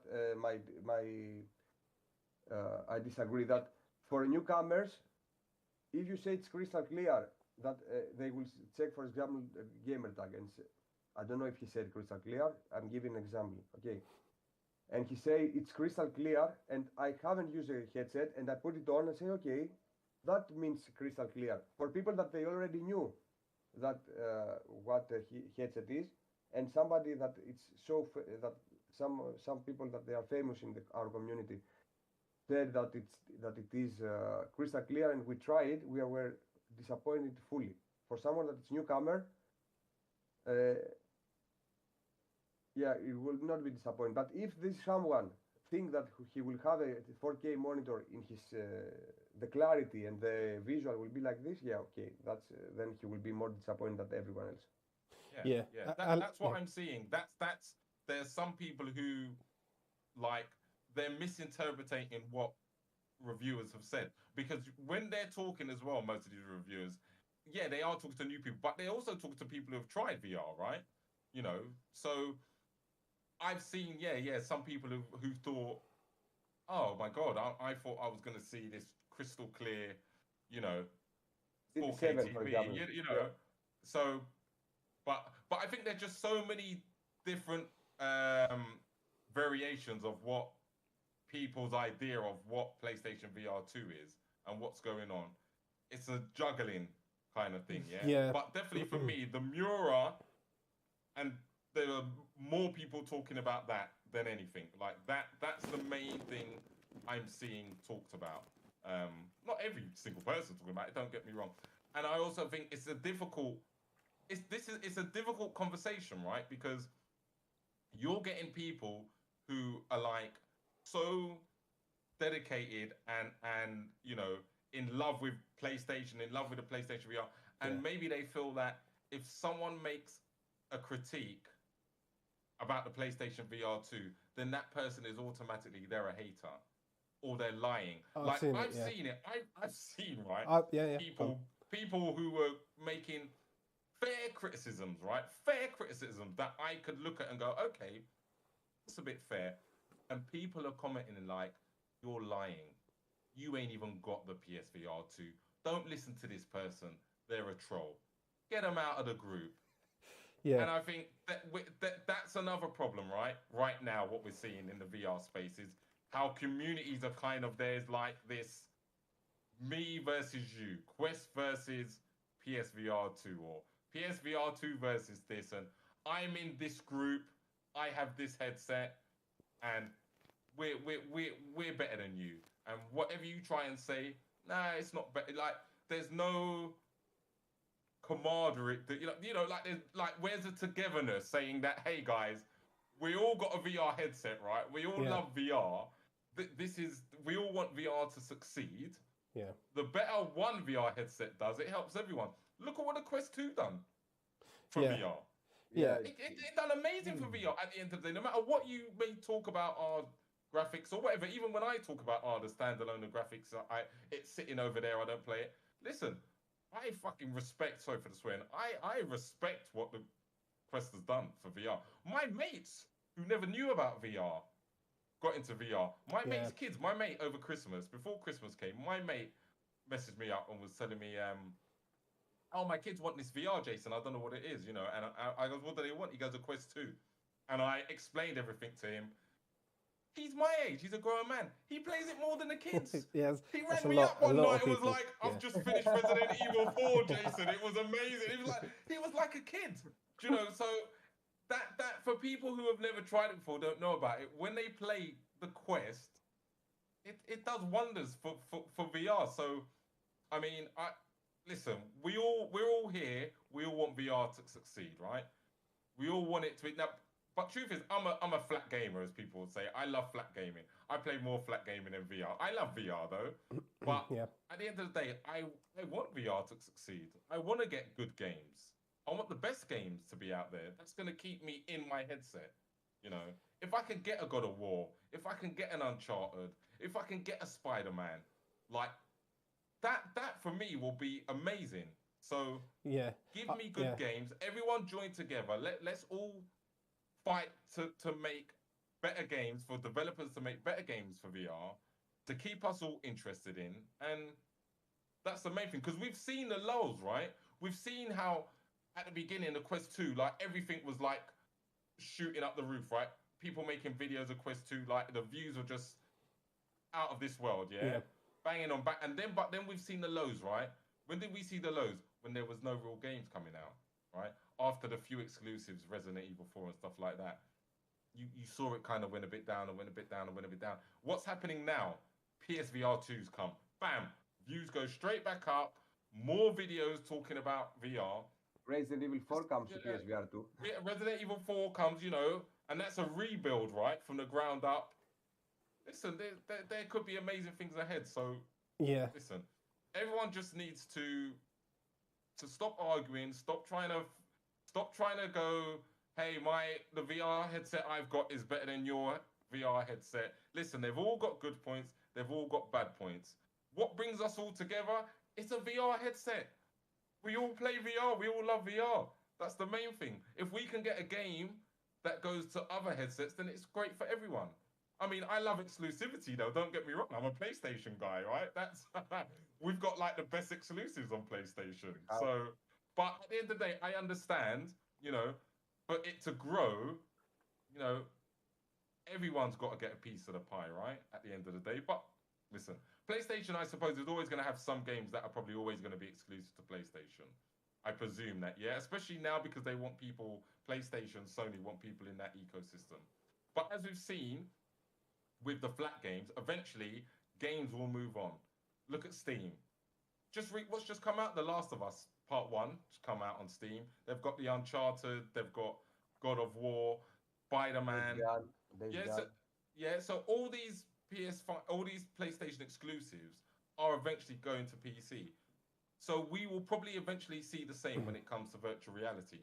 Any PlayStation exclusives we get, they're bound to end up on Steam. So yeah, it's a win-win for everyone, right? Yeah, at the end of the day. That's a totally another whole other discussion, that is, because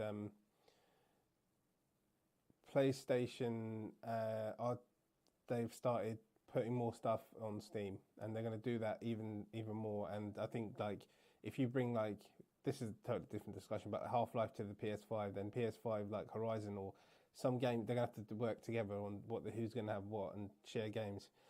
Just Alan Harrington, he's in the chat, he's got the PSVR2.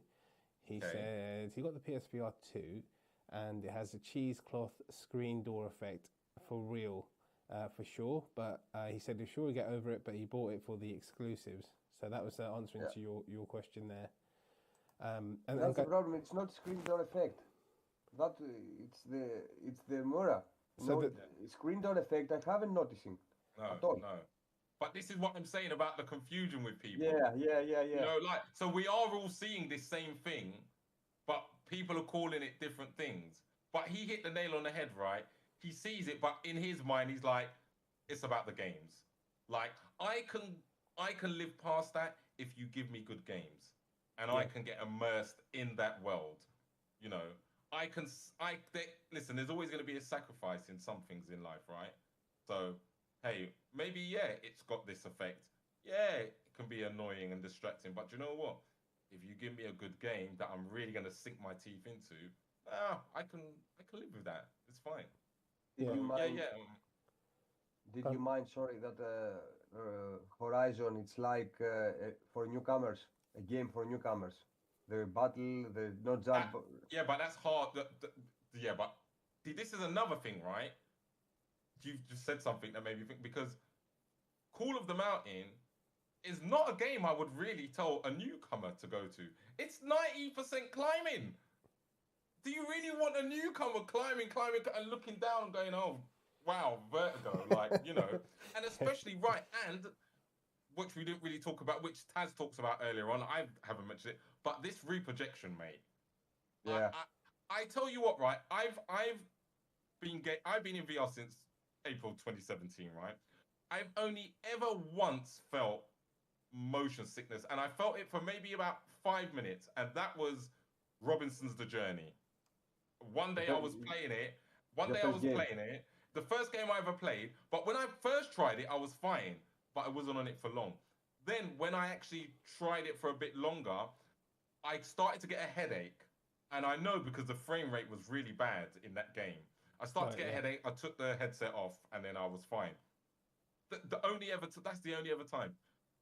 Mate, in Horizon, when this reprojection is going on, right, I tell you what, I'm like feeling weird, like slight little headache, and it's really bugging me out, right? And even not only when I'm moving, because I'm using smooth turning, it's not only when I'm moving, when you get the characters in front of you, and they're talking and they're moving a little bit side to side. Mate, you can see this ghosting effect, and for me, it makes me feel a bit queasy and uneasy. And when I heard VR Oasis, who is a long time VR user, always uses smooth turning, watches videos. When I heard him say I had to move to snap turning, Yeah, I was like, if he's saying that, that's a problem. And then when I put it on smooth turning, I'm playing, I'm like, I hear exactly what he's saying. I'm kind of just like going, okay, I'm just gonna trudge along through it and keep the smooth turning on. But I think there may be a point where I'm gonna have to go to snap turning. You know, it's bad. It's on that game. It's really, really bad. And I would have rather have not had that. I would have rather had just a standard 60 or 90 if you could do, instead of doing a reprojection, because I think that makes the experience worse. So I don't know. What do you think, Taz? Yeah, there is definitely also in Resident Evil, like when you are walking, because I also use smooth turn. In Resident Evil I had to turn the smooth turn a little bit down, you know. Okay. Yeah, and then it was better. But because the movement is a bit fast, if you have an object, there's a lot of areas that it's close quarters, you know, in the houses and all this. Yes. And you're laying your eye in a vase or something like this. You want to shoot or to destroy to have money. It's there. It's there. If you look distances, it's not so much noticeable. In Horizon, I noticed it. With smooth turning, I didn't like it so much. I didn't notice it on cutscenes. You know, where they throw you the water and the characters is there, so to don't make also spoilers. But did you do the smooth turn that you originally Yeah, played Horizon with smooth turning, right? No, I changed it on 22.5. I think it was. It has like the degrees. Yeah. I'm not really too sure, but I know that also the turning in Horizon though is very slow. The smooth turning in Horizon is already slow, and I wonder, because you can't speed it up in Horizon, and I wonder if they did that on purpose. Yeah, of course. Because maybe if you would have been able to turn faster in Horizon, it would have been even worse. Definitely, Maybe the effect, right? Because if you play smooth turning in Horizon and you turn, you know that's not smooth turning. That's not fast smooth turning. Yeah. That if I'm in another game, listen, I played for example, I was playing the Star Wars game, Tales from the Galaxy. To turn it down, I put the fast turning up like to the top. Mate, it was so fast. I was like, this is way too fast for me. I had to turn it down a bit, you know.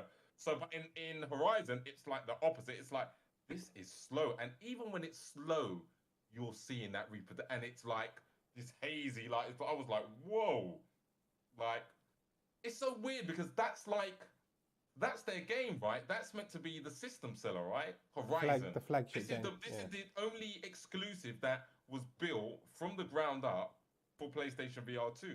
This should be your system seller, and actually, it like performs really bad in that aspect, right?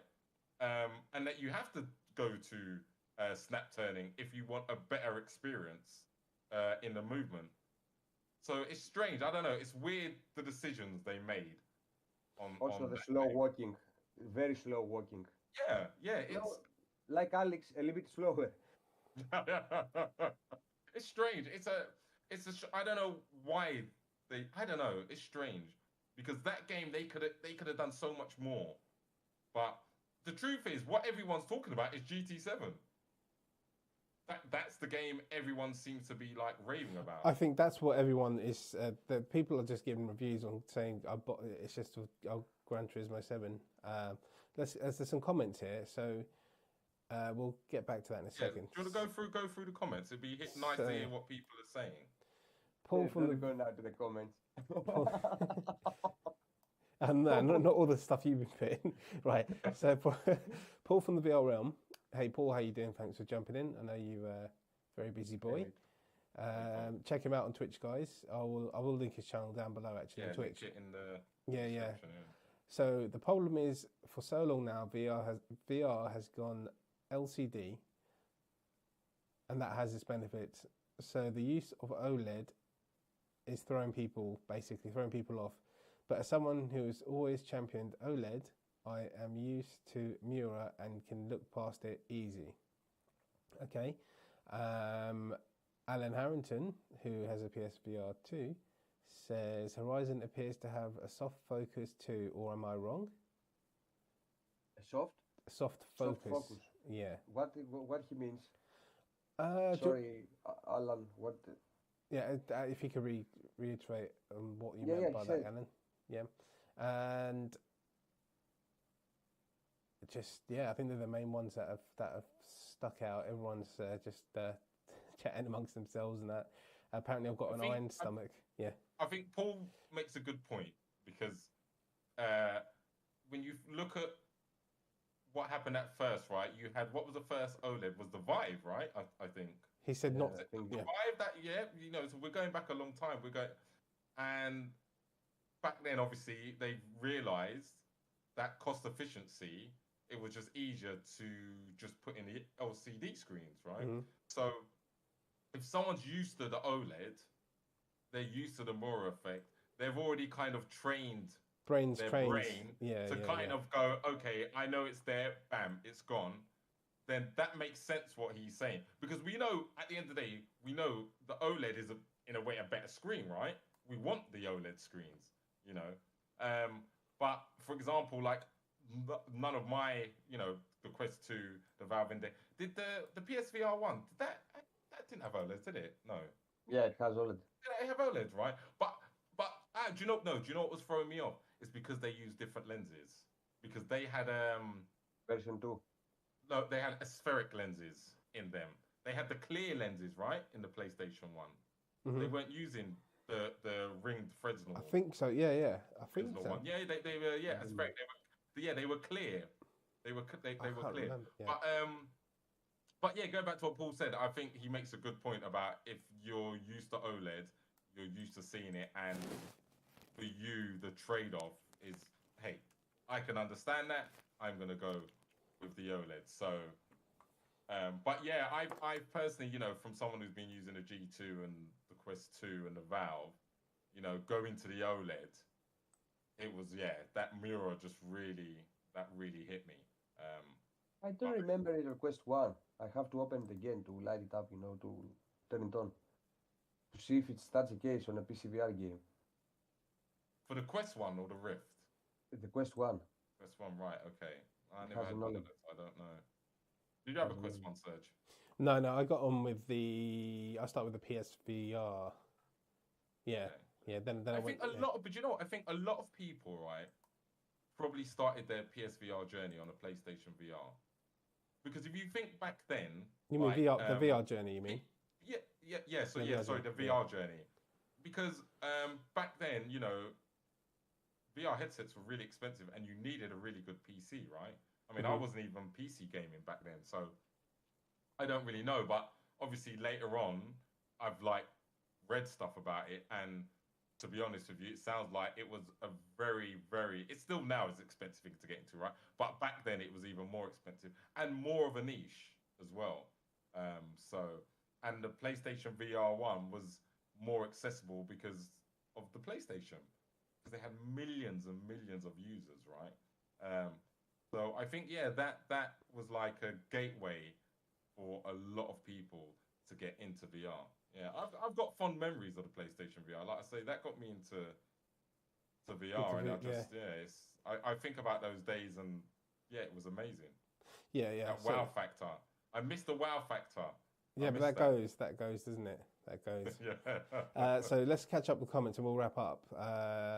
Let's see. So Alan Harrington said soft focus, so it's not sharp. It's like a soft lens. Yeah, sorry, Alan. I read the comment. I still can't understand what sharp. Okay. We'll go. Yeah. Do you want to explain a bit more? I'm Greek, stupid. Yeah. But how sharp? I mean, it's not. I mean, it's. Is he referring to the foveated rendering then?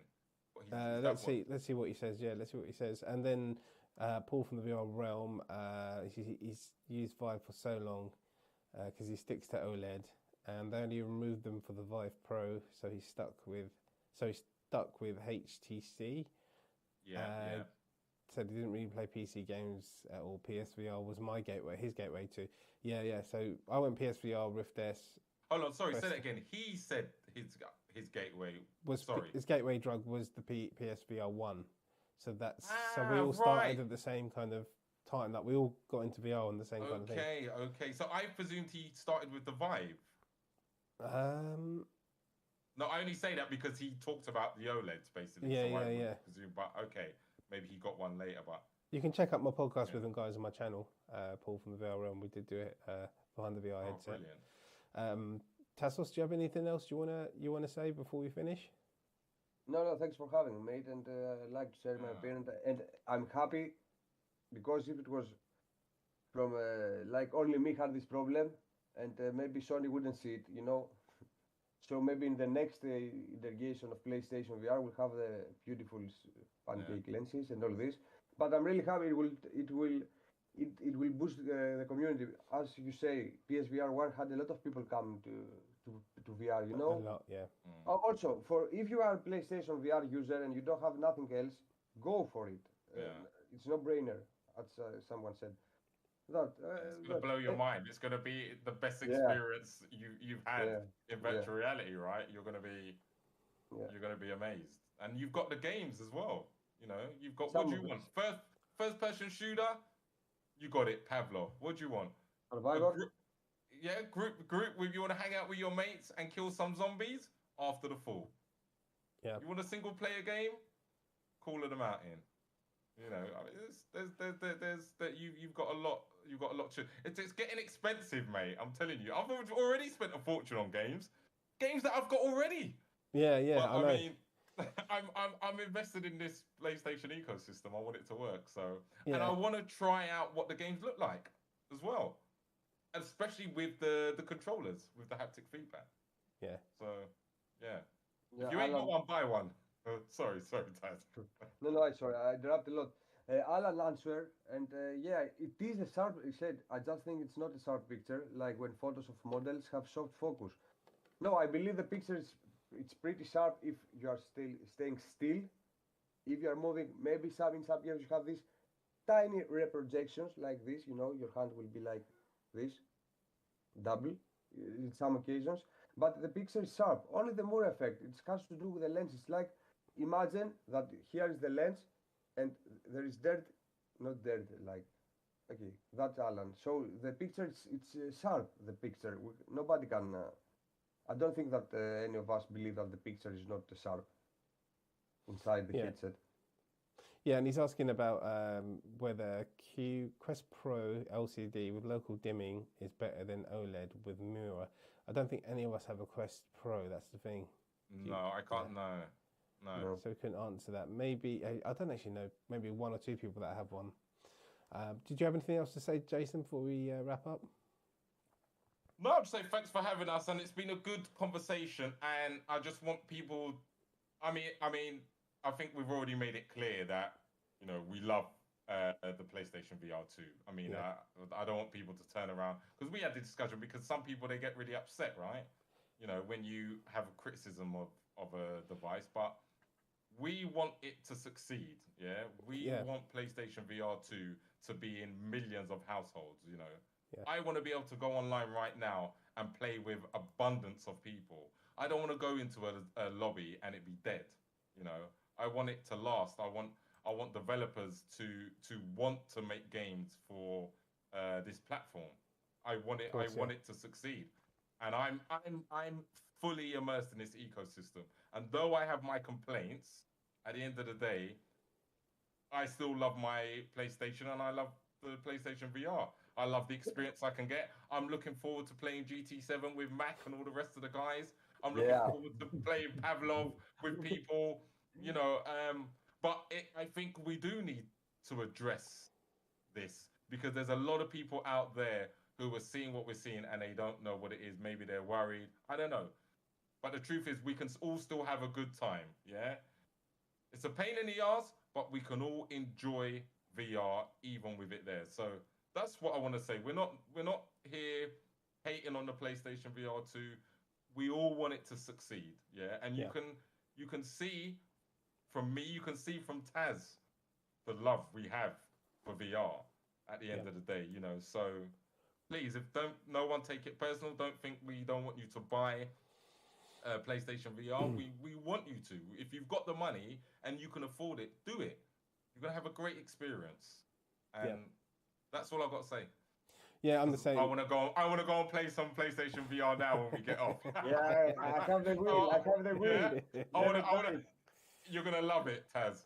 You're gonna love it. It's a great experience. So yeah, for me, I wanted to say that I will get PSVR2 eventually. I knew it. And we're not here to shit on the PSVR2, but I felt talking to you guys the past few days and then going onto forums and seeing everyone talking about it, I felt that you two needed to sit down and actually get it off your chest, kind of thing, and like to have your voices heard, because there is a lot of confusion. There is a lot of, I'm going to say, fanboyism, because I've seen videos where people put comments and the same person going, no, it's this, and he's going to every comment, and is it, obviously that was the guy we spoke about. Hey, we're not going to name names. This is anonymous. We know we all we know who it is, man. And there's no need for it. There's no need for it, man. If there's an issue, you need to address it and then just talk about it and get over it, or instead of just sticking up for it and being a yeah. That's Paul from the Veil Ram said he'll stop doing that. But yeah, listen, guys.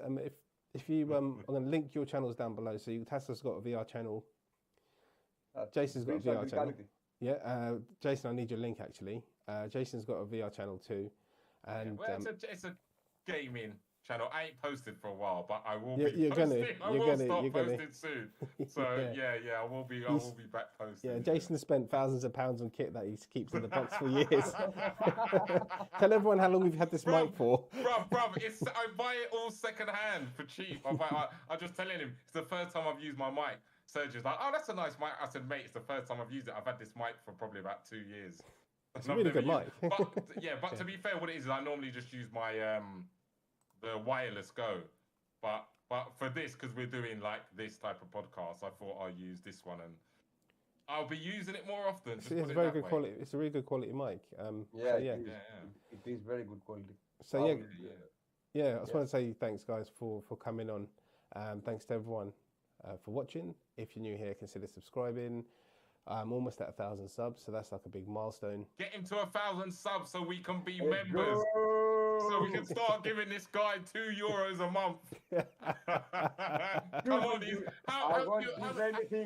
hold on. How many? You only need what? 25 or 26 more 30 people? odd. I haven't 30 odd people. Yeah. So everybody, tell all your friends. Tell your neighbours. Tell your neighbours. Tell everyone we need 30 more people to get Serge to 1,000, so we can start giving him some money. Cheers, so there we go. I don't do it for the money. I do it for the love of VR. No, but it's nice to help out your favourite content creators. So yes, let's get you 30 more people, and I'll be your first member. All right. I'll let you know. Yeah, so my first membership's going to be £50 a month, just so you know. It's a special membership. But it's all right, I'll do my sales technique when you get closer. Don't worry, I'll PayPal it to you, mate. Don't worry. I'll send you a bottle of whiskey. Oh, man, I won't drink it. I won't drink it. Nah. Well, if it's with you, I'll drink it. Thank you very much for having us. As I've sent you the friend request, so add me. Nice. I will thank you. Nice to meet you, mate. Nice to meet you too, my brother. Good chat. Right, so nice one, Serge. If you're watching this back, nice one, everyone. Yeah, thank nice you one. For Cheers, all guys. listening. Just so you know, if you're watching this back, I'm doing a giveaway on Sunday for 10 keys for the Half-Life 2 Episode 1 VR mod, which isn't out yet. 9. 8. Yeah, I'm giving away 5 keys. And also I've got another game that's not out yet. I'm giving away 50 keys for that, but I'm just waiting for some updates. So that's like a 50 key giveaway. It's going to be quite a big one. That's huge. Yeah, and also we've got Behind the VR headset, Virtue Rec podcast. It's got its own channel. It's linked down below, where we do a podcast similar to this with Mac in VR and Power on VR. So check that out. And yeah, it's from me, IndieVR. Thanks for watching. From Jason and Tasos. Right, guys. Right, everyone. Thanks for watching. And see you later, everyone. Bye. Thanks, guys. See you later.